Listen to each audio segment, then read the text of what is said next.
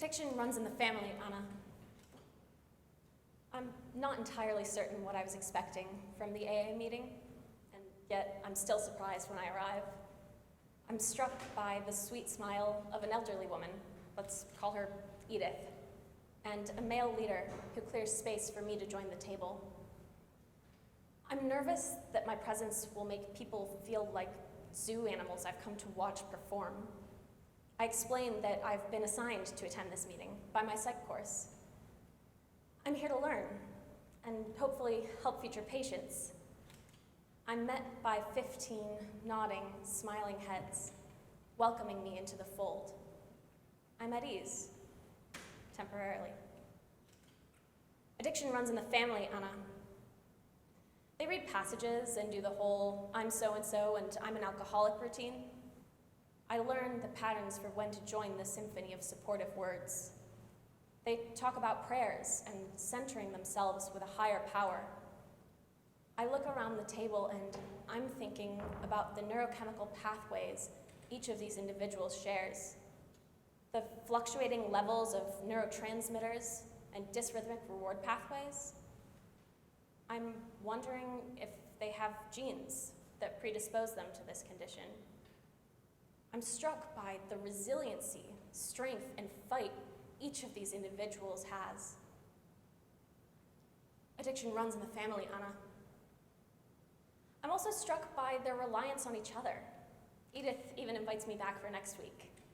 I'm pretty sure she thinks my whole spiel about this being encouraged by my medical school is fake, but I'll take a sweet invitation nonetheless.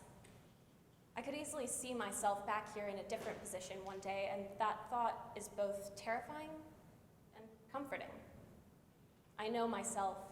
I'm a sucker for a team, for being part of something with other people. I am terrified of becoming an addict, yet comforted to know that a community like this exists. Addiction runs in the family, Anna.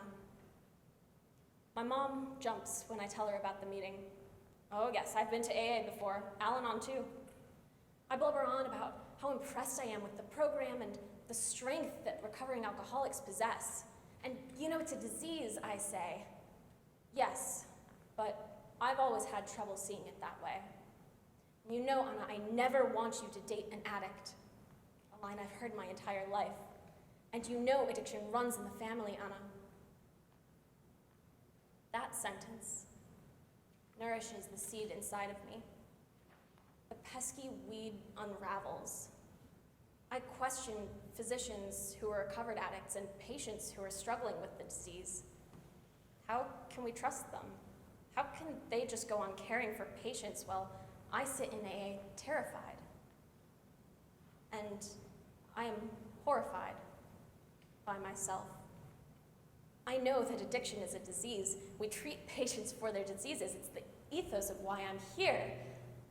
Yet still, I've unearthed the seed that had been buried inside my mind, and I think, Anna, it's called bias.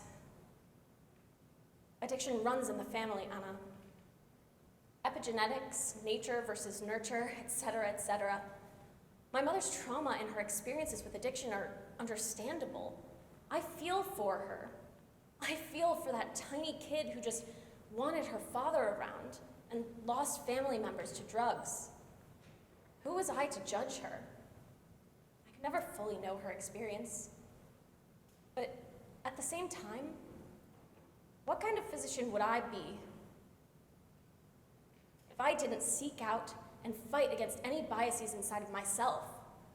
How could I deliver on my goal to be a refuge for my patients? To create a space where patients never feel judged? So, add it to the to-do list. Memorize the lysosomal storage disorders for step 1, finish my Anki reviews for the day, make that Amazon return, and root out bias against addiction. Addiction runs in the family, Anna.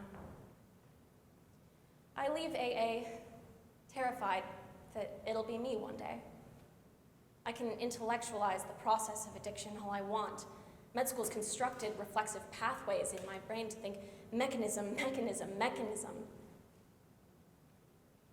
But at the end of the day, isn't medicine just one giant exercise in rationalizing the surprising, unexpected, painful, tragic events humans encounter?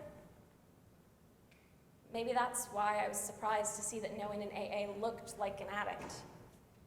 I wanted a sign that I didn't fit the mold. They didn't give me that. I got statistics and the faces of people with nothing in common but their disease. I guess I have no choice but to sit with it. Be left with worries about a disease I show no signs of developing. Add it to the list.